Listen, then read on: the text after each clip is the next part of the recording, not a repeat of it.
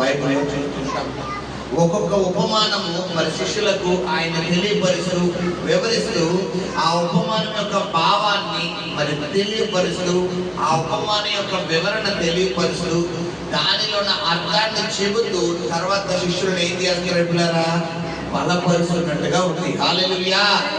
దాని లోపలికి వచ్చండి మా ఉదయం ఒక సమయంలో మరి యేసు ప్రభు వారు ఆయన శిష్యులను మరి కూర్చోబెట్టి ఆయన శిష్యులకు ఒక ఉపమానాన్ని తెలియపరుస్తున్నారంట బిడ్డరా. ఏంటి అనే ఉపమానం అంటే ఒక వ్యవసాయకుడు ఉన్నాడంట. ఎవరు? ఒక వ్యవసాయకుడు ఉన్నాడంట. ఆ వ్యవసాయకుడు విత్తనము జల్లాలి కదా అని ఒక పొలమును తీసుకోవడం జరిగింది. ఆ పొలములో విత్తనము జల్లుదాం కదా అని ప్రారంభించిన తర్వాత మొట్టమొదటిగా విత్తనములు జల్లుతుంటే కొన్ని విత్తనాలు ఎక్కడ పడ్డాయండి పిల్లరా? త్రోవ పక్కన పడ్డాయి. హల్లెలూయా. విత్తనాలు ఎక్కడ పడ్డాయి పిల్లరా? త్రోవ పక్కన పడ్డాయి. మరికొన్ని విత్తనాలు ఎక్కడ పడ్డాయంటే పిల్లరా రాతి నేల మీద పడ్డాయి. మరికొన్ని విత్తనాలు ఎక్కడ పడ్డాయంటే ముళ్ళ పొదల్లో పడ్డాయి. ఫైనల్ గా లాస్ట్ గా కొన్ని విత్తనాలు ఎక్కడ పడ్డాయంటే మంచి నేల మీద పడ్డాయి. హల్లెలూయా. చూడండి, ఇక్కడ వాక్యం గురించి యేసు ప్రభు వారు మరి ఈ విధంగా తెలియపరుస్తున్నట్టుగా మనకు బైబిల్లో ఉంది. మరి శిష్యులకు అర్థం కాలేటువంటి సమయంలో శిష్యులు ఎవరితో సంభాషిస్తున్నారంటే యేసు ప్రభు వారితో సంభాషిస్తున్నారు. ప్రభువా, వ్యవసాయకుడు అంటున్నావు, విత్తనాలు అంటున్నావు, భూమి అంటున్నావు, కొన్ని త్రోవ పక్కన పడినవి అంటున్నావు, కొన్ని రాతి నేలలో పడినవి అంటున్నావు, కొన్ని ముండ్ల పొదల్లో పడినవి అంటున్నావు, కొన్ని మంచి నేల మీద పడినవి అంటున్నావు. ఇవి నిజంగా విత్తనాలేనా లేదంటే ఇందులో ఏమన్నా మర్మము అంటే ఏదైనా రహస్యము దాగి ఉందా అని శిష్యులను వీళ్ళరా అడుగుతున్నటువంటి శిష్యులు యేసు ప్రభు వారిని అడుగుతున్నటువంటి సమయంలో యేసు ప్రభు వారు అక్కడ చెప్తున్న శిష్యులకు ఏంటంటే 9వ వచనం చదువమ్మా. ఆయన శిష్యులు ఈ ఉపమాన భావము ఏమిటని ఆయనను అడుగగా ఆయన దేవుని రాజ్య మర్మము ఎరుగుట మీకు అనుగ్రహింపబడి ఉన్నది.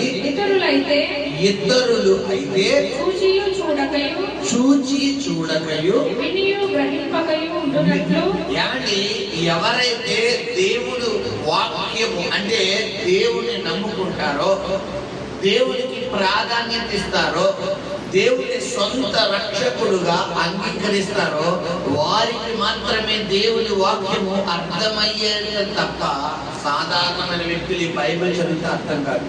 మీరు గమనించండి, ఒక ఐఏఎస్ ఇండియన్ అడ్మినిస్ట్రేటివ్ సర్వీస్, ఒక ఐపీఎస్ ఇండియన్ పోలీస్ సర్వీస్ పిల్లరా మరి గమనించండి, ఐపీఎస్ ఐఏఎస్ అంటే కలెక్టర్ల సైతం ఈ బైబిల్ చదువు అర్థం చేసుకోవడానికి అవకాశం ఉంటుంది.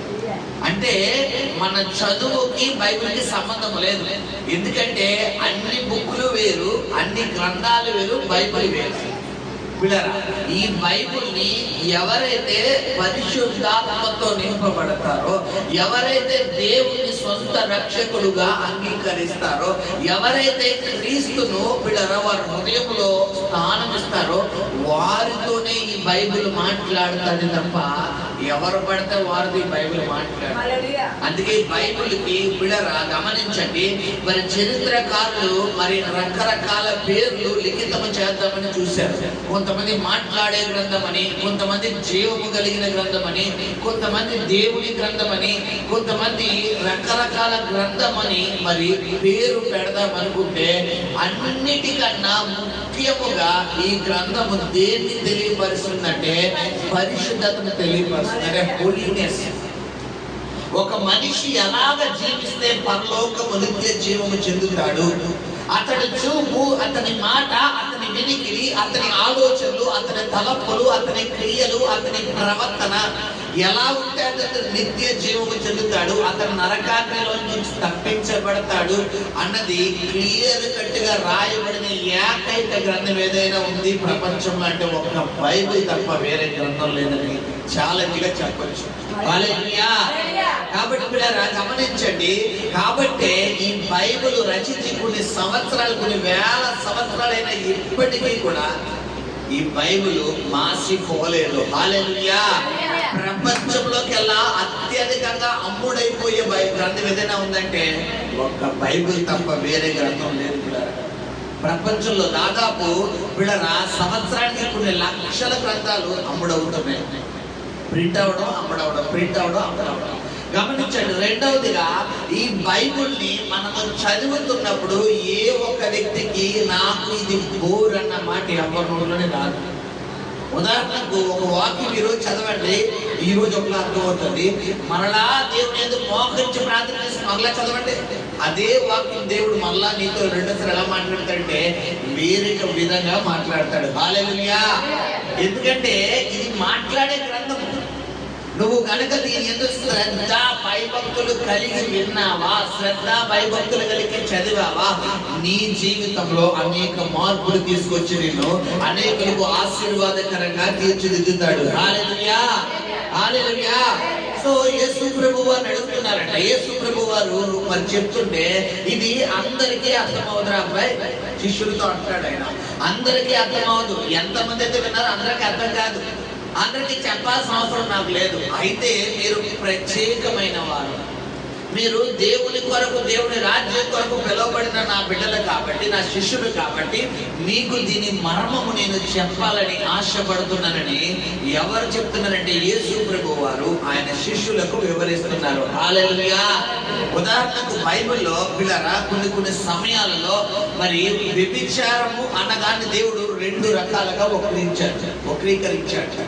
ఏంటి అంటే పాత నిబంధన గ్రంథము ప్రకారము వ్యభిచారము అంటే పిల్లరా గమనించండి, మరి ఒక పరాయి పురుషుడితో పరాయి స్త్రీతో పిల్లరా శారీరకంగా కలిసితే వ్యభిచారం. ఇది అందరికీ తెలుసు. కానీ బైబిల్లో దేవుడు వ్యభిచారాన్ని మరొక విధంగా కూడా దేవుడు తెలియపరిచాడు. దేంతో అంటే అన్య దేవతలను ఆరాధించడం కూడా దేంతో సమానం అంట, వ్యభిచారంతో సమానం. ఎలాగండి అన్య దేవతలను ఆరాధించడం వ్యభిచారం అంటే వీళ్ళ సంఘమును దేవుడు వధువుతో పోలిస్తే వరుడుగా క్రీస్తుతో ఆయన పోలికగా మరి పొందపరచబడడం జరిగింది. మరి వధువు అయినటువంటి సంఘము వరుడైనటువంటి క్రీస్తుకు దగ్గర అవ్వాలి.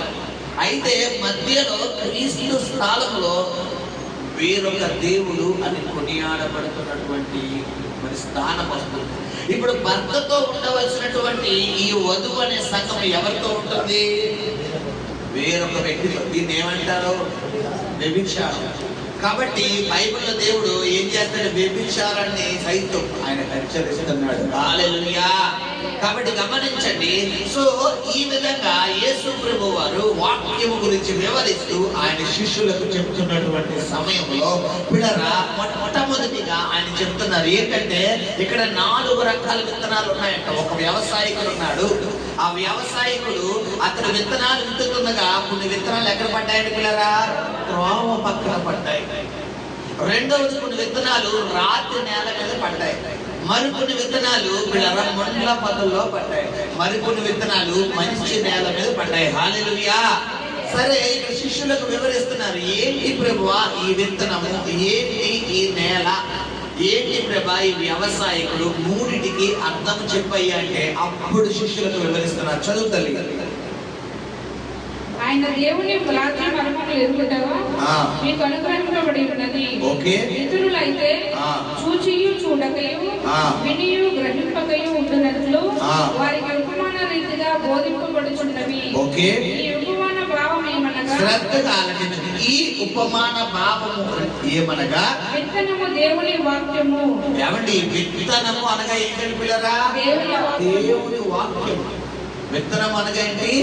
దేవుని వాక్యం. అంటే నువ్వు ప్రతి ఆదివారము, ప్రతి మంగళవారము, ప్రతి శుక్రవారము దేవుని మందిరానికి వచ్చినప్పుడు ఇక్కడ విత్తబడుతున్నది ఏదైతే ఉందో దాన్ని దేవుడు దేనితో పోలుస్తున్నాడు? విత్తనముతో పోలుస్తున్నాడు.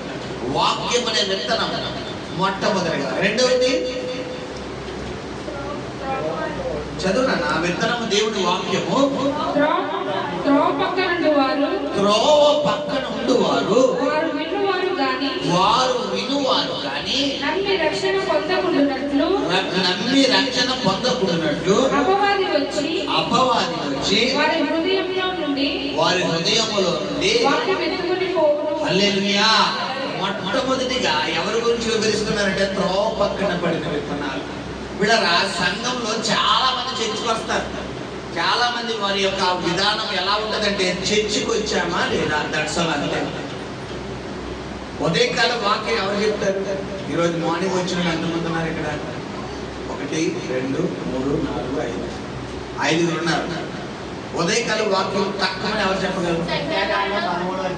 అదే రెఫరెన్స్.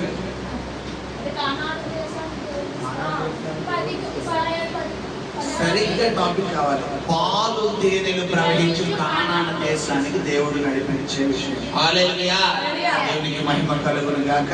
సరే చూడండి, ఇక్కడ మొట్టమొదటిగా త్రోవ పక్కన పడిన విత్తనం గురించి యేసు ప్రభు వారు వివరిస్తున్నారు. మరి విత్తువాడు ఎవరితో పోలుస్తున్నాడంటే దేవునితో పోలుస్తున్నాడు. రెండవది, దేవుని స్థానం ఉన్నటువంటి దైవ సేవకుడు. దేవుని సేవకుడు దేవుడు వాక్యం అనే విత్తనాన్ని తీసుకొచ్చి, విత్తనము మరి భూమి దేనితో పోలుస్తుంటే హృదయం. భూమి ఏంటి పిల్లరా? నీ హృదయం. ఈ వాక్యము నీ హృదయంలో విత్తబడుతున్నప్పుడు మొట్టమొదటిగా విత్తనం ఎక్కడ పడిపోతుందంట? త్రోవ పక్కన పడిపోతుంది. త్రోవ పక్కన పడిన వారి విత్తనాలు హృదయాలు ఎలా ఉంటాయంటే, వాక్యం వింటారా? వాక్యం ఇక్కడ ఏదైతే చెప్తున్నామో వాక్యము వారి మైండ్ లోకి వెళ్తుంది. అయితే అక్కడ ఏం జరుగుతుంది? అది మన చదువునా? త్రోవ పక్కన పడిన వారి యొక్క త్రోవ పక్కన ఉండువారు వింటారు. వీళ్ళ వాక్యం వింటారు, వాక్యం వినువారు కానీ నమ్మి రక్షణ పొందకుండునట్లు అపవాది వచ్చి వారి హృదయంలో నుండి వాక్యం ఎత్తుకుని పోవును. అంటే ఉదాహరణకు అబద్ధమాడకు అని ఇక్కడ వాక్యం దేవుడు విడుదల చేశాడు అనమాట. అబద్ధము మరి వాడువారు సాతానుకు మరి బిడ్డలు, అబద్ధానికి జనకుడు సాతానుడు అని దేవుడు వాక్యం విడుదల చేశాడు అనుకోండి. ఇక్కడ వాక్యం వింటారు, అమ్మో అబద్ధం ఆడకూడదంట, దేవుడు మాట్లాడుతున్నాడని ఇక్కడ వింటారు. అలా గుమ్మం దాటిన వెంటనే అబద్ధం ఆడుకుని ఎక్కడ పని అయిపోద్ది, పాస్టర్లు అలాగే చెప్తారు, మాకు ఎక్కడ చెప్తుంది, అబద్ధం ఆడుకుని ఏ పని చేయలేము, అన్ని నిజాలు చెప్పేస్తే మనకు డబ్బులు ఎక్కడ చెప్తే మనం మాటలు ఎవరంటారు? మనం ఏం చేయాలి? అబద్ధం ఆడాలి. అబద్ధం ఆడితేనే మనం ఈ రోజుల్లో బతకగలం. అబద్ధం ఆడకుండా మనం బతకలేము అని చెప్పి చెప్తారు. ఇది ఏ బ్యాచ్? త్రోవ పక్కన పడిన బ్యాచ్. ఏ బ్యాచ్ పిల్లరా? త్రోవ పక్కన పడిన బ్యాచ్. త్రోవ పక్కన పడిన బ్యాచ్ అంటే వాక్యం వింటారు. వాక్యం విని ఏం జరుగుతుందంటే వారి హృదయాన్ని ఏ విధంగా మలుచుకున్న వారికి అనుకూలంగా. అంటే ఇక్కడ వినువారు కానీ రక్షణ పొందలేని వారు, అంటే నిత్య జీవానికి వీరి ఆత్మను చేర్చకుండా నిత్య నరకాగ్నిలోకి వెళ్ళిపోయేటటువంటి కేటగిరీకి చెందిన వారే ఈ మొట్టమొదటి వ్యక్తులు. నువ్వు దేవుడు మందిరములకు వచ్చినప్పుడు దేవుడి వాక్యం నీకు ఏదైతే నీలో ఉన్న వ్యతిరేకతలు, నీలో ఉన్న మైనస్ పాయింట్లు దేవుడు ఖండితంగా హెచ్చరిస్తున్నప్పుడు వెంటనే నువ్వు ఏమైపోవాలి? సరైపోవాలి. సరవకుండా అలాగే చెప్పారు, ఎంతమంది పాస్టర్లు చెప్తలేదు అన్ని మనకి అడుగుతుంటే. గమనించి సహోదరి సహోదరుడా, ఇక్కడ నిలబడింది దేవుని సేవకుడు అన్న దృష్టిలో కనుక నువ్వు వాక్యం వినగలిగితే వాక్యం నీ గుండె లోతుల్లోకి వెళ్ళిపోతుంది. హల్లెలూయా. అలా కాకుండా మా పాస్టర్ గారే కదా, మా చర్చే కదా, ఎప్పుడు చెప్తారు కదా అని ఆలకించావే అనుకో, నీ వాక్య హృదయంలోకి వెళ్ళదు. గమనించు, నిలబడిన దేవుడి చేత పంపబడిన సేవకుడు, సాక్షాత్తు దేవుడి దగ్గర నుంచి మన్నా మాకు వస్తుంది, ఈ ఆత్మీయ ఆహారం మాకు వస్తుందని గనక నువ్వు శ్రద్ధ భయభక్తులతో ఈ వాక్యం విన్నావే అనుకో, వినుట వలన ఏమవుతుంది? ఈ వాక్యము ఇలా నీ ఎముకల్లోకి, నరముల్లోకి, శరీరం అన్నిటిలోకి వెళ్ళిపోయి నీ శరీరంలో ప్రతి ఒక్క మూలుగుల్లో, ఎముకల్లో, రక్తంలో, నీ ఎవ్రీ సెల్స్ లో అణువులో ఉన్న ప్రతి బలహీనత బయటికి లాగేసి దేవుడిని స్వస్థపరిచి ఆరోగ్యవంతుడిగా, ఉత్తరాలుగా నేను మార్చి ఇంటికి పంపిస్తాడు. హల్లెలూయా. సో మొట్టమొదటి కేటగిరీ ఎవరంటే గమనించండి, త్రోవ పక్కన పడిన వ్యక్తులు. విషయం ఏంటంటే ఈ నలుగురు చర్చిలోనే ఉంటారు. నలుగురు ఎక్కడుంటారు పిల్లరా? చర్చిలోనే ఉంటారు. ఆదివారం వస్తారు, మంగళవారం వస్తారు, శుక్రవారం వస్తారు, ఇంట్లో ప్రార్థన చేస్తారు, వాక్యం చదువుతారు, చర్చికి వస్తారు. అన్నీ చేస్తారు, పాటలు పాడతారు, దేవుని స్తుతిస్తారు, అన్నీ చేస్తారు. కానీ ఈ 4 కేటగిరీలో నువ్వు ఏ కేటగిరీయో ఈ రోజు నువ్వు తీర్చుకోపోయే సహోదరి సహోదరుడా. మొట్టమొదటి కేటగిరీ నుంచి నేను చెప్తున్నాను, త్రోవ పక్కన పడిన విత్తనం. ఈ త్రోవ పక్కన పడిన విత్తనం వారి యొక్క లక్షణాలు ఎలా ఉంటాయో నేను మీకు వివరిస్తాను, శ్రద్ధగా ఆలోచించండి. ఇప్పుడు అలా చర్చకు వస్తారు, ప్రార్థన చేస్తారు, వాక్యం వింటారు, బయటికి వెళ్ళిన తర్వాత వారి మాటలు ప్రభావం అంతే. ఒకవేళ వారి బూతులు మాట్లాడితే బూతులు కామన్. చర్చిలో బూతులు మాట్లాడరు, ఇంటి దగ్గర బూతులు. చర్చిలో కోపపడరు, ఇంటి దగ్గర కోపం. వీళ్ళని గమనించండి, చర్చిలో తిట్టరు, ఇంటి దగ్గర దుబ్బులు వేసుకోరు. గమనించండి, చర్చి దగ్గర చాలా గౌరవం, చాలా నటింపు అనమాట, వేషధారణ. ఇంటి దగ్గర మాత్రం మామూలుగా ఉండదు. ఇలా చర్చిలో మాత్రం దేవుని పాటలు, దేవుని స్తుతి, దేవుని ఆరాధన, దేవుని గణపరచడం. అయ్య బాబా, నిజంగా సాక్షాత్తు పరలోకం నుండి దేవదూతలు మన మధ్య దిగిపోతే ఎలా ఉంటుంది అలా ఉంటుంది. ఎవరిని చెప్తాయి ఇంటికి వెళ్ళినది కోయిట్ ఆపోజిట్ సినిమాలు, డిస్కో భయంకరమైనటువంటి సినిమా పాటలు, భయంకరమైనటువంటి సినిమా థాట్లు, భయంకరమైనటువంటి శరీర కార్యాలు, అపవిత్రమైన తలంపులు, అపవిత్రమైనటువంటి క్రియలు, అపవిత్రమైన ఆలోచనలు. త్రోవ పక్కన పడిన విత్తనం. ఎందుకంటే అక్కడ ఏం జరుగుతుందంటే వారు వినువారు కానీ రక్షణ ఏం చేయట్లేదంట, పొందడం లేదు. అంటే దేవుడి భయం వారికి లేదు, ప్రార్థన భయం వారికి లేదు. దేవుడు ఇలా ఉండకూడదు, ఇలా ఉంటే దేవుడు గద్దేస్తున్నాడు, ఇది వాక్యానుసారం కాదు, ఇలా జీవించకూడదు, ఇలా నడుచుకోకూడదని వారికి భయం లేదు. ఎందుకంటే వారి హృదయంలో పడిన వాక్యాన్ని ఎవరికి వెళ్ళిపోయారు? సాతానుకి వెళ్ళిపోయారు. ఇంకేలా ఎక్కడికి వస్తుంది భయం? అవునా కాదా? హల్లెలూయా. సో మొట్టమొదటి కేటగిరీ వారు. విషయం ఏంటంటే మీరు చర్చిలోనే ఉంటారు, ప్రార్థన కొంత చెప్తున్నారు కదా.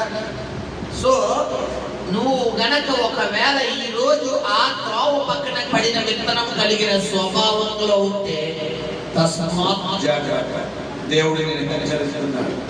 నీ స్వభావాన్ని మార్చుకో. వినువారు మాత్రంగానే ఉండి నిన్ను నువ్వు గనక మోసపరుచుకున్నట్లయితే మరి దేవుడు అతి త్వరలో ఆయన రాబోతున్నాడు.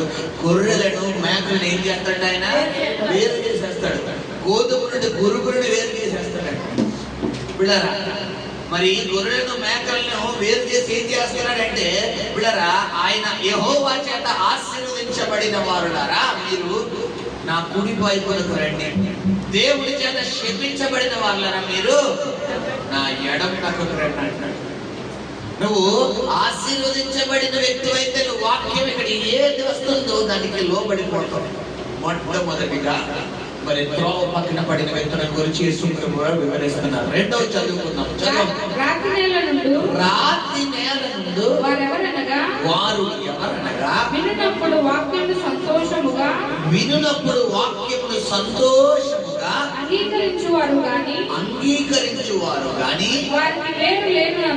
వారికి వేరు లేనందున కొంచెము కాలము నమ్మి శోధన కాలమున తొలగిపోవుదురు. రెండవ కేటగిరీ రాతి నేల. అంటే ఇది మనం నిలబడింది, ఇది రాతి నేల. ఇక్కడ మొక్క వేయగలమా? చెప్పాలి. ఇక్కడ ఏదైనా చెట్టు ఏమైనా విత్తనాలు ఏమైనా వేయగలమా? ఏది వేసినా టంగమని ఉన్నారు. అంటే కొంతమంది హృదయాలు ఏంటంటే రాతి హృదయాలు. వాక్యం వింటారు, విన్న తర్వాత ఏం జరుగుతుందంటే చదువునంటే జాయిగా చదువు. రాతి నేల నుండి ఓకే వినునప్పుడు వాక్యమును సంతోషముగా అంగీకరించువారు. స్వభావం ఎలా ఉంటదంటే వాక్యం విన్నప్పుడు దేవుడు నాతోనే మాట్లాడుతున్నాడు, దేవుడు నన్నే గర్విస్తున్నాడు, దేవుడు నన్నే హెచ్చరిస్తున్నాడు. అయ్యో బాబా, దేవుడు నాతోనే మాట్లాడుతున్నాడు, దేవుడు నన్నే ఆదరిస్తున్నాడు, దేవుడు నా గురించే మాట్లాడుతున్నాడు అంటారు. ఈ వాక్యం స్వైట్ గా దేవుడు నీతోనే మాట్లాడతాడు.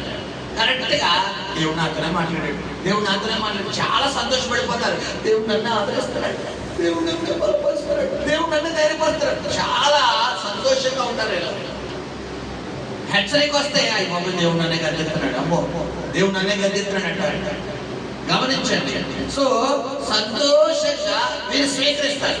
సంతోషంగా స్వీకరించి వారికి వేరు లేనందున కొంచెము కాలము నమ్మి కొంచెము కాలము నమ్మి శోధన కాలమున తొలగిపోదురు. శోధన కాలం ఏమాత్రం వారి జీవితంలో ఒక చిన్న శ్రమ వచ్చింది అనుకోండి, ఒక చిన్న శోధన వచ్చింది అనుకోండి, దేవుడు ఏం చేశాడు?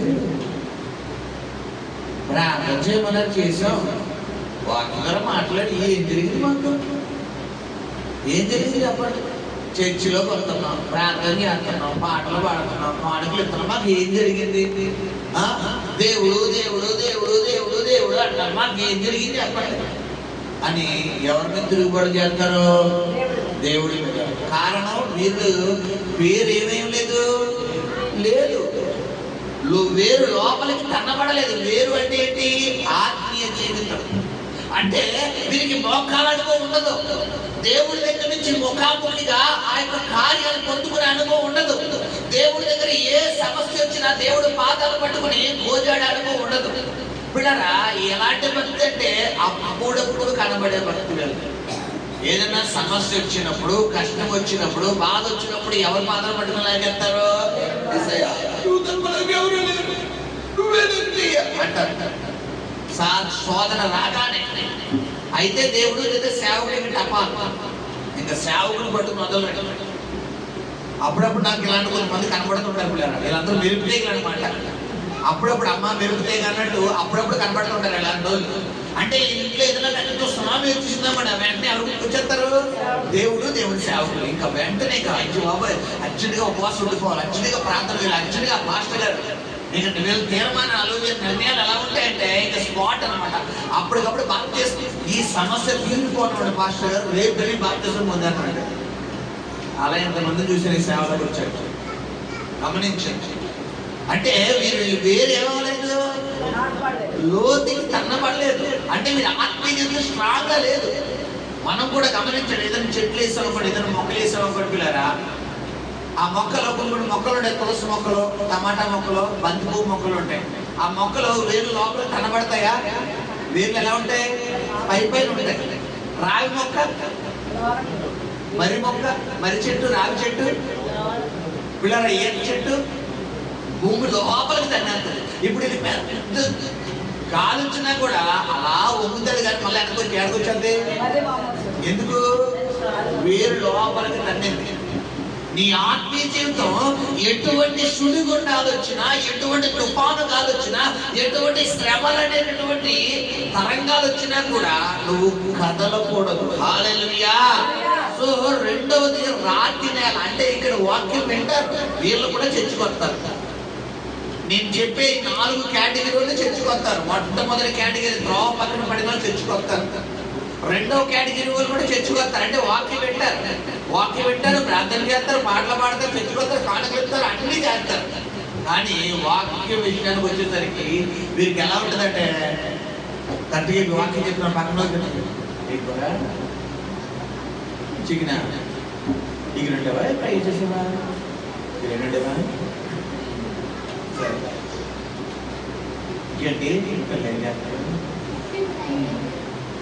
ఇక్కడ వాక్యం వెంటనే ఉంటారు. ఈ పక్కన వచ్చి మళ్ళీ ఇది ఫోన్ అనుకోండి, మెసేజ్ వచ్చింది ఇక్కడే. ఈ లోపలనే ఏమన్నా జేబులో పప్పలు తెచ్చుకుంటారు. ఎలా తెలియదు? గమనించి సహోదరుడా, వాక్యము వింటున్నప్పుడు నీ తలపులు చెదరకూడదు, నీ ఆలోచన చెదరకూడదు. ఎందుకంటే ఆది యందు వాక్యము నేను, వాక్యము దేవుని వద్ద, వాక్యము నువ్వు నీతో మాట్లాడుతుంది ఎవరు? దేవుడు. ఒక అధికారి మన ముందు కూర్చుని అధికారితో మనం ఫేస్ టు ఫేస్ మాట్లాడినప్పుడు మనం నచ్చినట్టు కూర్చుంటామమ్మా? చెప్పాలి పిల్లలు. ఒక అధికారి ముందు మనం కూర్చున్నప్పుడు మనం కాలు మీద కాలేసి కూర్చోగలమా? చెప్పాలి. కనీసం ఆయన మనతో ఫేస్ టు ఫేస్ మాట్లాడుతున్నాం, మనం మొహం ఇటే తిప్పి ఆ అధికారి ఎలా ఉంటే, ఉదాహరణకు మీరు అందరూ నా కళ్ళ ముందు ఉన్నారు, నేను మీకు ఇలా చెప్తే ఎలా ఉంటుంది ప్రసంగం? అసలు అది సభ్యత, అది సంస్కారమా? కొంతమంది చర్చిలో కూర్చునే విధానం కూడా తెలియదు, మాట్లాడే విధానం తెలియదు. అలా ఇక్కడ మాట్లాడచ్చో లేదో తెలియదు, ఇలా మాట్లాడచ్చో తెలియదు, ఇలా ఉండొచ్చో తెలియదు, ఇలా చెయ్యొచ్చో తెలియదు, ఏది తెలియదు. వారి మాట విధానం, ప్రవర్తన సైతం ఎవరికి ఆయాస్కరంగా ఉంటది? దేవునికి ఆయాస్కరంగా. గమనించి సహోదరుడు, రాత్రి నేల మీద పడిన విత్తనం. అంటే వాక్యం విత్తబడుతుంటే హృదయాన్ని ఏం చేసేసుకున్నారు? రాయిగా చేసుకున్నారు. అసలు అలా చెప్పాడు కింద ఫస్ట్ వాక్యం ఇదా మొన్న మన పాస్టర్ గారు చెప్పారు. వాక్యమే, ఆ వాక్యమే హృదయం. అంటే దేవుడు నిన్ను సరి చేస్తాడని పక్కన పెడతారు. గమనించండి, విని సంతోషిస్తారంట. అయితే వారు హృదయాన్ని ఏం చేసుకుంటారు పిల్లరా? వారు కఠిన పని చేసుకుంటారు. రెండవ కేటగిరీ వారు. తర్వాత చదువుకున్నారు. మూడవ కేటగిరీ వాక్యం, ముండ్ల పదంలో పడిన వాక్యము. వారు ఎవరనగా విని కాలము గడిచిన కొలది, విని కొద్ది కాలము గడిచిన కొలది జీవన సంబంధమైన విచారముల చేతను ధన భోగముల చేతను ఏంటమ్మా? ధన భోగముల చేతను అణిచివేయబడి పరిపక్వముగా ఫలింపని వారు. హల్లెలూయా. ఈ మూడవ కేటగిరీ వారు వాక్యం వింటారు, హృదయంలో భద్రపరుచుకుంటారు. దేవుడు నాతోనే మాట్లాడుతున్నాడు, అమ్మ బాబాయ్ ఇక్కడ నేను అలా ప్రవర్తన అనుకుంటారు. ఏ శ్రమ వచ్చినా దేవుడి కొరకు నేను నిలబడతానంటారు. ఎన్ని శోధనలు వచ్చినా దేవుడి కొరకు నేను నిలబడతానంటారు. కరెక్ట్ గా ఇలాంటి సమయంలో ఒక వ్యతిరేకతలు వస్తాయి. ఏంటంటే ముండ్ల పొదలు. ఈ ముండ్ల పొదలు ఏంటంటే విచారములు, అంటే కష్టములు, కొన్ని మానసికమైన ఒత్తిడి. అంటే ధనానికి సంబంధం, అక్కడ ఏమిటంటే చదువున్న మాట చదువు, జీవన సంబంధమైన విచారం. అంటే జీవన అంటే వారి జీవిత విధానంలో అప్పుల సమస్య, అనారోగ్య సమస్య, భర్త సమస్య, భార్య సమస్య, బిడ్డల సమస్య, కుటుంబ సమస్య, వ్యాపార సమస్య, ఉద్యోగ సమస్య, ఆర్థిక స్తోమతలు, సరిసాలేని జీతాలు, సరిసాలేని ఆదాయాలు, ఇంట్లో మరి భయంకరమైనటువంటి మానసికమైన ఒత్తిడి, అసమాధానం, ఈ జీవన సంబంధమైనటువంటి విచారాలన్నీ ఎవరిని ప్రభావితం చేస్తాయంట? ఈ ముండ్ల పొదల్లో పడిన వాక్యం విన్న వారి మీద ప్రభావితం చేస్తాయి. ఈ ప్రభావితం చేసి ఏం జరుగుతుందంటే అక్కడ చదువుతున్న మాట, జీవన సంబంధమైన విచారముల చేతను ధన భోగం. అంటే మీరు ముండ్ల పొదల్లో పడిన విత్తనాలు వారు మైండ్ ఎలా ఉంటుందని ఎప్పుడు డబ్బే పిల్లరా. వారి మైండ్ ఎలా ఉంటుందంటే నీకు దేవుడు ముఖ్యమా డబ్బు ముఖ్యమా అంటే డబ్బే ముఖ్యం. వీరి మైండ్ ఎలా ఉంటుంది పిల్లరా?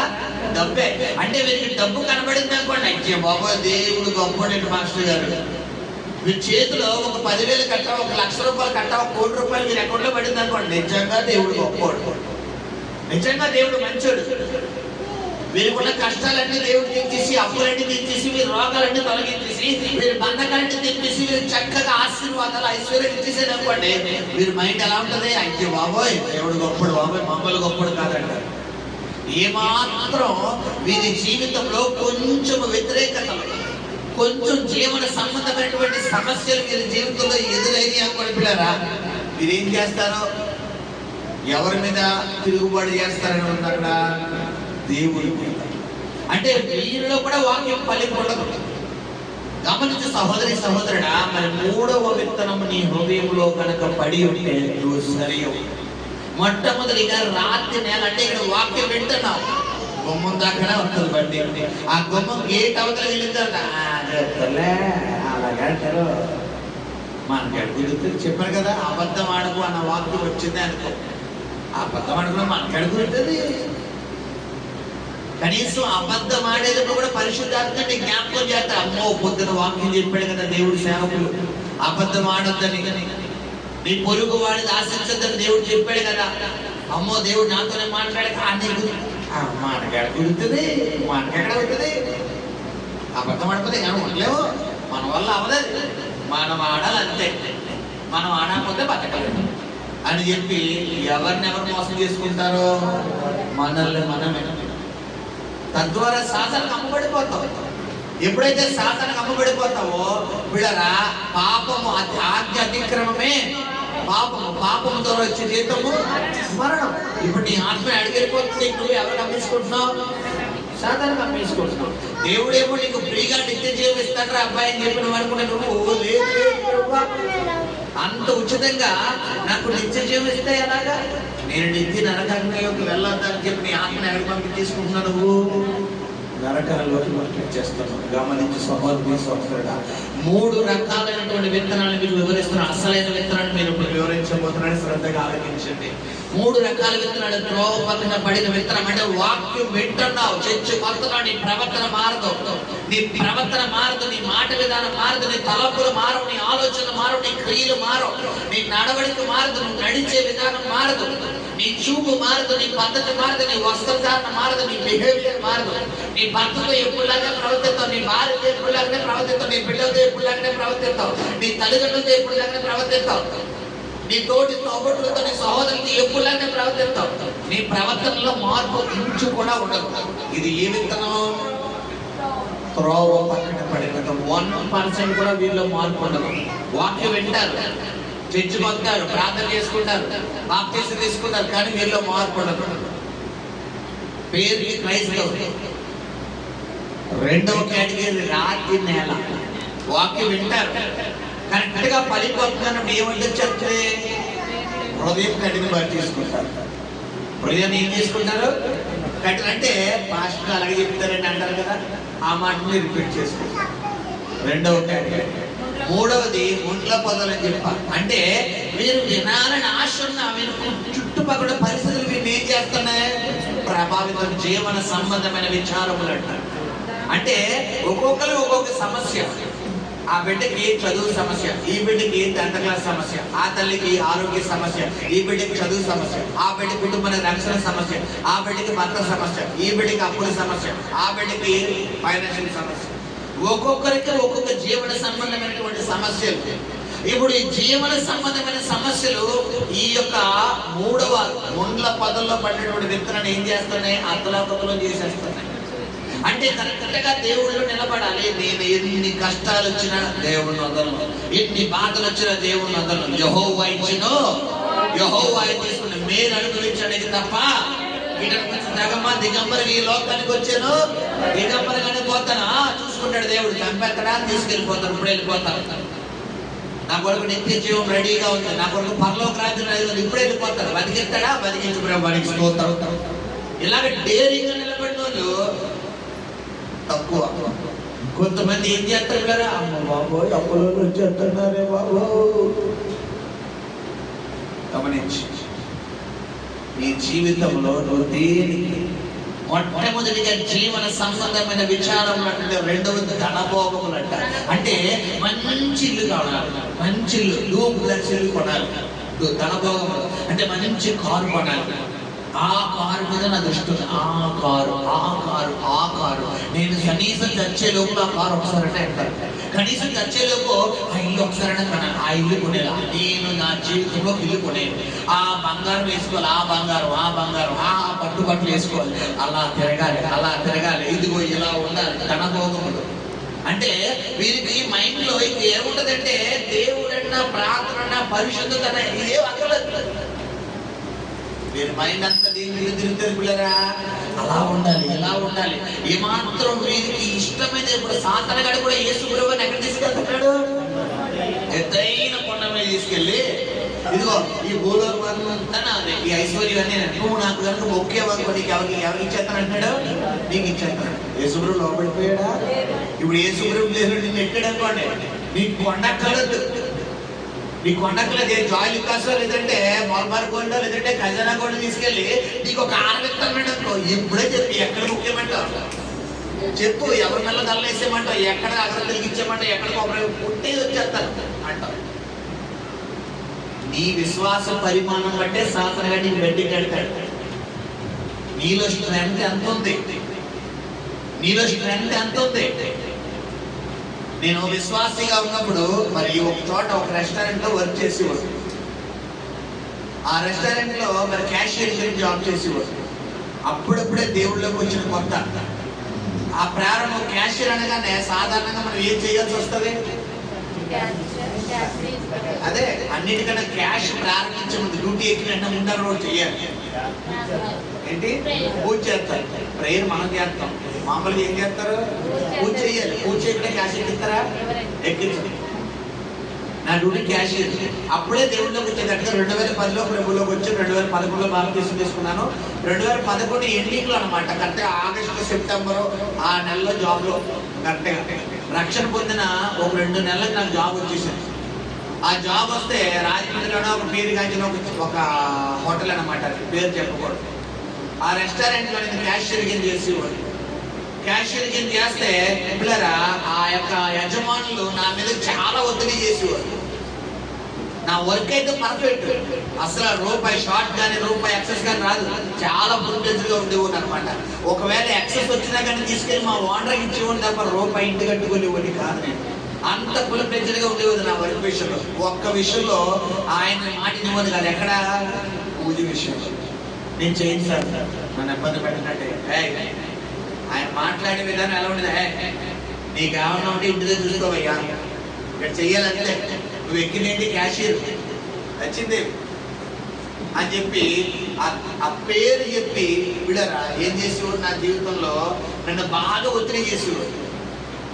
చాలా మంది ఏం చేస్తారంటే కొన్ని చోట్ల డ్యూటీ చేసేటప్పుడు వర్క్ చేసేటప్పుడు వారు ఏంటంటే చేసేస్తారు. అందుకే నీ జీవితంలో ఆశీర్వాదం రావడం లేదు. షడ్రక మేషక అబేద్నెగోలు ఏం చేయమన్నారు పిల్లరా? ఆ ప్రతిమకు మొక్కు. ఒకవేళ మొక్కపోతే తీసుకెళ్ళి ఎదురేసేస్తున్నారు అగ్నిగుండం అంటే శ్రమలో. నువ్వు దేవుళ్ళలో నిలబడిన తర్వాత, ప్రార్థన జీవితం ప్రారంభించిన తర్వాత, పరిశుద్ధమైన జీవితాన్ని నువ్వు సమర్పించుకున్న తర్వాత నాగలి మీద చెయ్యి వేస్తే వెనక్కి తిరగకూడదే. కొంతమంది దేవుళ్ళలో ఉంటారు, అన్ని రాజ్యాల్లో ఉంటారు. రేపు వచ్చి ప్రార్థనకి వెళ్తారు. పక్కింటోళ్ళు వచ్చి మా అబ్బాయిని పెళ్లి కొడుకు వెళ్తున్నారు, 2 అమ్మాయి 30 గంట వచ్చి ఇవి పేరెంట్ వీడు కూడా వేసారు నచ్చింది. ఆ గంటలు ఇవి కూడా రాయి తీసుకుంటారు పిల్లరా. ఆ టమాటాలు ఆ అట్టుకొని ఇవి తీసేసుకుంటారు. గమనించు ఎలా ఉంది నీ ప్రార్థన జీవితం, ఎలా ఉంది నీ ఆత్మీయ జీవితం. ఒకసారి నువ్వు దేవుళ్ళలో పండించబడిన రెండో వాడికి వేయకూడదు ప్రియ సహోదరి సహోదరుడు. అయితే వెచ్చగా ఉంటాడు లేదా చల్లగా ఉంటాడు. నువ్వు వెచ్చని స్థితిలో ఉంటే నా నోట నువ్వు వేసేస్తాడు. నీకు లోకం అంటే ప్రీతి వెళ్ళిపో, తప్పలేదు. నీ ఆత్మ నరకానికి వెళ్ళిపోదు. నీ కుటుంబంలో రక్షణ ఉండదు. లేదా నీ కుటుంబం రక్షించబడాలనుకున్నావా స్ట్రైట్ గా నిలబడి. హల్లెలూయా. ఖండితంగా ఉంటాయి వాక్యాలు పిల్లరా, ఖండితంగా ఉంటాయి కాబట్టి ఇలా ఖాళీగా ఉంటాయి సేఫ్.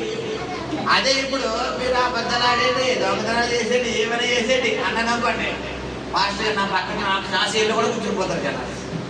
అలా జరగండి పాస్టర్ గారు. ఎందుకు? వాక్యం ఖండితంగా ఉండాలి. ఎందుకంటే దేశకేస అన్నాడు, నేను నీకు ఏదైతే చెప్పానో అదే చెప్పు. ఒకవేళ నేను చెప్పింది కనుక నువ్వు చెప్పకుండా వాళ్ళు ఏమన్నా అనుకుంటారు, వీళ్ళు ఏమన్నా అనుకుంటారు, నువ్వు తప్పించేసావనుకో వాళ్ళు తీర్పు ఎవరికి ఇచ్చేస్తాను? By 1 get 1. వాళ్ళు కూడా నీకు ఇచ్చేస్తారు. ఒకవేళ నువ్వు చెప్పిన మాట వారు వినలేదనుకో వాళ్ళ సంగతి ఎవరు చూసుకుంటారో నేను చూసుకుంటాను అంటాడు. హల్లెలూయా, హల్లెలూయా.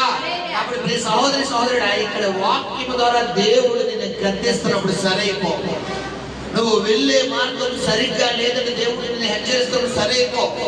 నీ ఆలోచన విధానం సరిగ్గా లేదని సరైపో. ఏమాత్రం నీ తలంపులు సరిగ్గా లేకపోయినా, నీ ఆలోచన సరిగ్గా లేకపోయినా, నీ మాట విధానం సరిగ్గా లేకపోయినా, నీ ప్రవర్తన సరిగ్గా లేకపోయినా, ఎంత గట్టిగా ఎంత బల్లగుంది మరి వాక్యం దేవుడు నీతో మాట్లాడుతున్నప్పుడు నువ్వు మారకుండా నేను ఇలాగే ఉంటాను, నేను ఇలాగే ప్రవర్తిస్తాను, నేను ఇలాగే నడుచుకుంటాను కనుక నువ్వు ఉన్నావంటే నువ్వు త్రోవ పక్కన పడిన విత్తనంతో సమానం. త్రోవ పక్కన పడిన విత్తనము ఆత్మ ఎక్కడ తీసుకెళ్ళిపోతున్నాడు?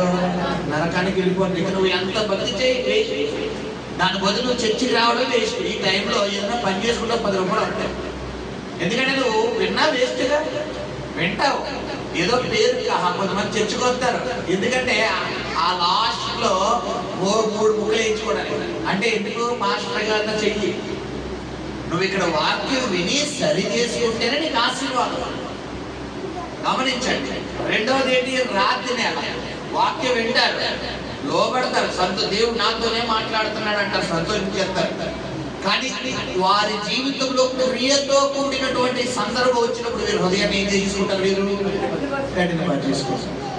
హృదయం కఠినమైపోతుంది.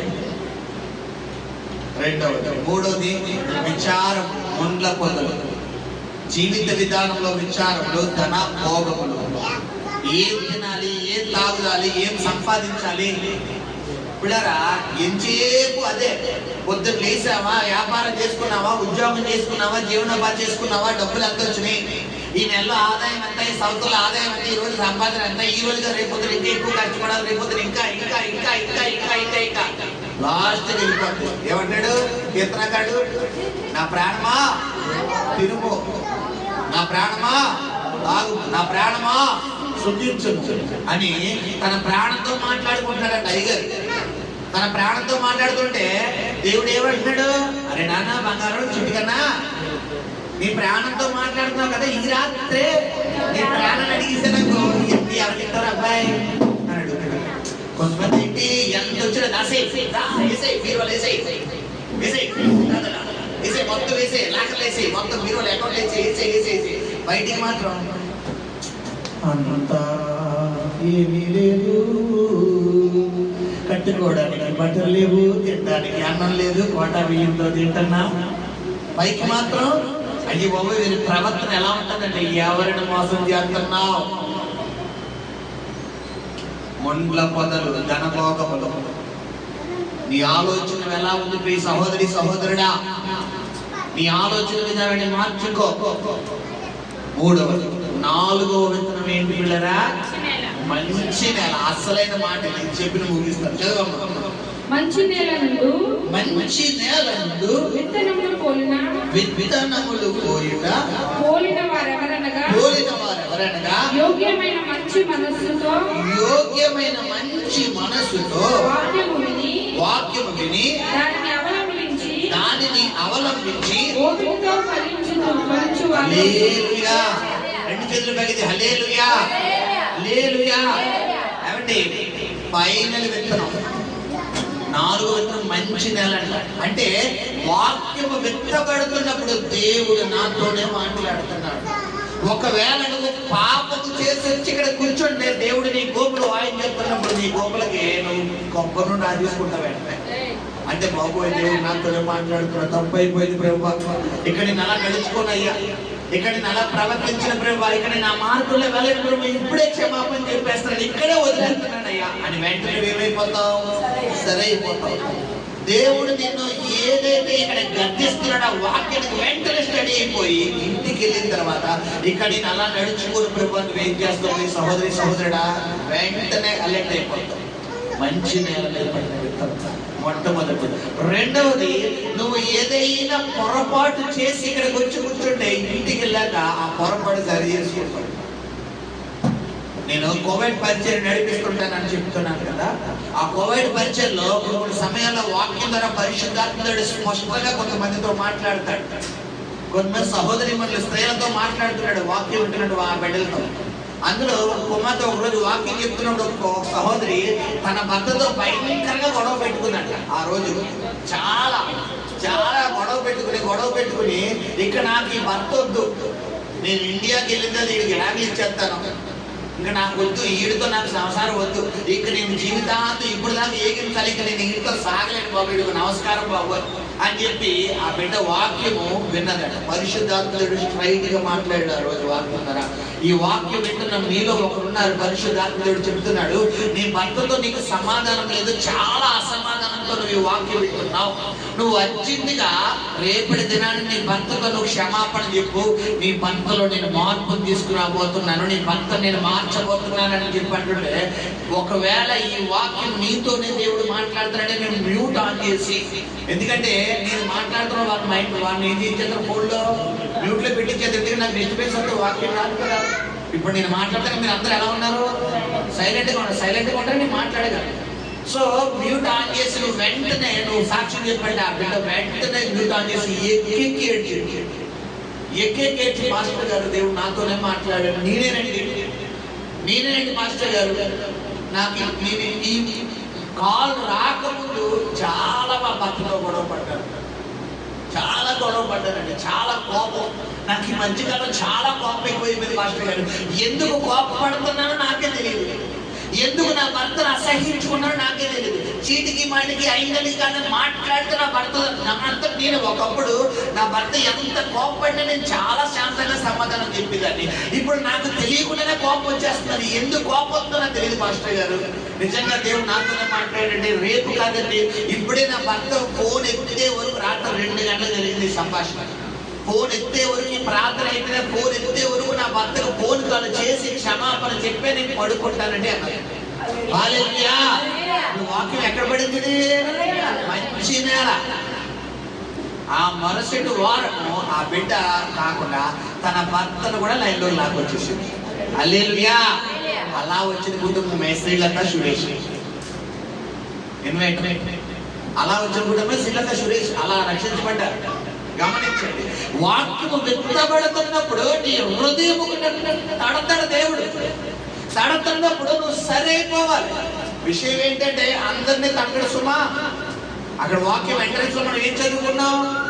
చదువుకున్న మాట ఆ వాక్యం ఎంట్రన్స్ లో యేసు ప్రభువు చెప్తున్నారు, విత్తువాడు తన విత్తనమును విత్తుటకు కాదు నాన్న 9వ వచనం దేవుని రాజ్యం. ఈ ఉపమానము భావం ఏమిటని ఆయన అడుగగా, దేవుని రాజ్య మర్మములు ఎరుగుట నీకు అనుగ్రహింపబడి ఉన్నది. ఇతరులైతే చూచియు చూడకయు వినియు గ్రహింపకయు ఉంటున్నట్లు ఇతరులు అంటే ఎవరు? అన్యులు, మనం కాదు. అంటే కొంతమంది అన్యులు చర్చకొస్తారు.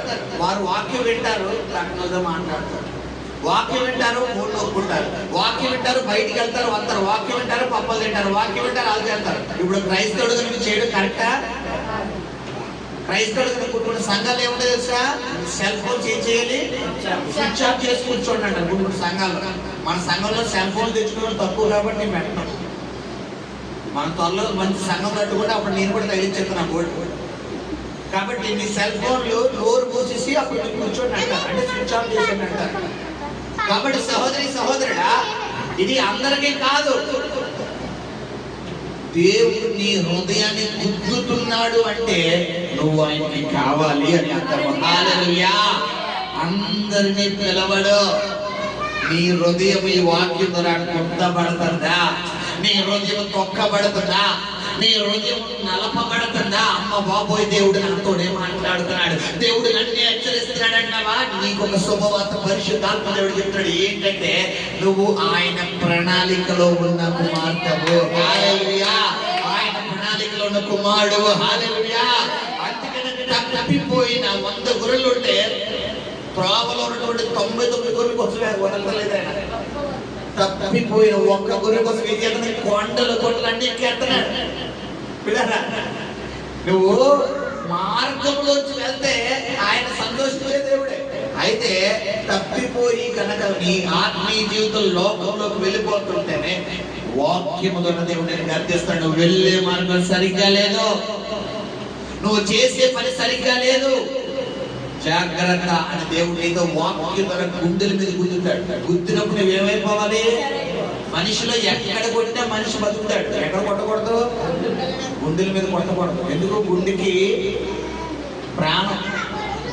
అంటే ఈ గుండె కొట్టుకుంటేనే మనం ఏం చేయగలం? బతకగలం. అంటే ఎక్కడ కొట్టకూడదు? గుండెని కొట్టకూడదు. నెత్తి మీద, అంటే నెత్తి మీద, బ్రెయిన్ మీద కానీ గుండె మీద కానీ కొట్టకూడదు. ఇంక ఈ మీద ఎక్కడైనా కొట్టచ్చు, గుండె మీద కొట్టకూడదు. కాబట్టి దేవుడి నిజ గుండె మీద అలా కొడతాడు. ఎందుకు? ఇదిగో నిన్ను తలుపు నుంచి తడుచున్నాను, ఎవడైనను నా స్వరము విని తలుపు తెరిచివేయడలా అంటున్నాడు. తలుపు అంటే ఏంటి? నీ హృదయం అనే డోర్. ఈ రాత్రి కాలంలో దేవుడు నీ హృదయం కొడుతున్నాడు. నువ్వు ఇన్ని రోజులు వాక్యం విని వదిలేసి ఇక్కడ టీవీ చూడతాను, ఇంటికి వెళ్ళి నువ్వు దూరంగా చూసేస్తున్నావు. ఇక్కడ సినిమా చూసి ఇంటికి శుభ్రంగా చూసేస్తున్నావు. ఇక్కడ అబద్ధాలను ఇంటికి వెళ్ళి శుభ్రంగా ఆడేస్తున్నావు. ఇక్కడ కోపడి ఇంటికి వెళ్ళి నీకంటే కోపడి వాళ్ళకి ఎవరు ఉండరు. ఇక్కడ వాక్యానుసారంగా జీవించండి. ఇంటికి వెళ్ళి నీకు అంటే అన్నిలో బెటర్. అలా జీవిస్తాం. మరి ఇన్ని రోజులు అలా జీవించామేమో కానీ ఈ రాత్రి కాలంలో దేవుని పరిశుద్ధాత్మ దేవుడు మనతో మాట్లాడుతున్నాడు వాక్యం ద్వారా. సరే, హల్లెలూయా. 4 రకాల విత్తనాలు మీ మధ్య నుంచి ఉన్నారు. త్రోవ పట్టిన పడిన విత్తనం నీ ఆత్మీయ జీవితం ఎలా ఉంచుకుంటావు? రాతి నేల మీద పడిన విత్తనం నీ ఆత్మీయ జీవితం ఎలా ఉంచుకుంటావు? ముండ్ల పొదల్లో పడిన విత్తనం నీ ఆత్మీయ జీవితం ఎలా ఉంచుకుంటావు? మంచి నేల మీద పడిన విత్తనం, మంచి నేల మీద పడిన విత్తనం ఎలా ఫలిస్తుందంట? 100 ఫలింపు. హల్లెలూయా. ఇక నువ్వు ఎక్కడ ప్రార్థన చేస్తే అక్కడక్కడే కార్యాలు, ఎక్కడ అడుగు పెడితే అక్కడ ఆశీర్వాదం, ఏది చెబితే అక్కడ కార్యాలు, అద్భుతాలు, స్వస్థతలు నీ జీవితంలో దేవుడు అద్భుతకరంగా జరిపించగలడు. హల్లెలూయా. అందుకని బైబిల్లో యథార్థవంతుల ప్రార్థన యెహోవాకు శ్రేయస్కరం, నీతిమంతుల ప్రార్థన యెహోవా చెవియొగ్గునని. నువ్వు వాక్యానికి అనుగుణమైన జీవితం జీవిస్తే నువ్వు పేదోడుగా ఉండవు, నీ కుటుంబంలో అప్పులు ఉండవు, నీ కుటుంబంలో కష్టాలు ఉండవు, నీ కుటుంబంలో రోగాలు ఉండవు, నీ కుటుంబంలో దరిద్రత అసలు ఉండదు. అందుకనే కీర్తనకారుడు చెప్తున్నాడు ఇప్పుడు ఏమనంటే, నా జీవితంలో నీతిమంతుని సంతానము భిక్షమెత్తుగా నేను ఎన్నడూ చూడలేదు. ఎందుకు? నీతిమంతుని ప్రార్థన ఎవరు ఆలకిస్తారు? ఎందుకంటే వారు ఏది అడిగితే వారిని దేవుడు ఆలకించేస్తాడు. కాబట్టి నువ్వు ఎలా జీవించాలి? నీతిగా జీవించాలి. సాతాను ఎప్పుడు నీ మైండ్ని ఎలా కబ్జా చేస్తాడు? నీతిగా ఉండేవాడు, అస్సలు ఉండేవాడు. ఎక్కడ ఒక చోట నీ మైండ్ డిస్టర్బ్ చేస్తాడు, ఎక్కడ ఒక చోట నీ నోరు డిస్టర్బ్ చేస్తాడు, నీ తలపులు డిస్టర్బ్ చేస్తాడు, నీ భావోద్రేకాలు డిస్టర్బ్ చేస్తాడు. నువ్వు డిస్టర్బ్ అయిపోతే ఏం మానేస్తావు? ప్రార్థన మానేస్తావు. ఎందుకంటే హృదయ శుద్ధి గలవారు ధన్యులు. మీ హృదయం ఎప్పుడైతే డిస్టర్బ్ అయిపోతే నీ హృదయం ముందు ఎవరుండరు? దేవుడు ఉన్నప్పుడు ఎవరుంటారు? ఇంకా సాధారణ ప్రార్థన చేసుకోబుద్ది అవుతుందా? వాక్యం చదవబుద్ది అవుతుందా? చర్చకు రాబుద్ది అవుతుందా? ఇంకెచ్చేపు ఎలా ఉంటుంది? 4 రకాలు 3 రకాల విత్తనాలు ఏదో ఉంటుంది. అయితే నీ మైండ్ డబ్బు చుట్టూ పరిగెడతాడు, లేదా వ్యాపారం, ఉద్యోగం, జీవనోపాధి చుట్టూ పరిగెడతాడు, లేదా తిన్నామా పడుకున్నామా తెల్లారిందా, ఈ 3 చుట్టూ పరిగెడతాడు. కాబట్టి ఈ ఆత్మీయ 3లో ఏ కోణంలో ఉందో నువ్వు పరీక్షించు. కళ్ళు మూసుకున్నా ప్రార్థన చేస్తారు. పరిశుద్ధకు నమ్మకము కనికరం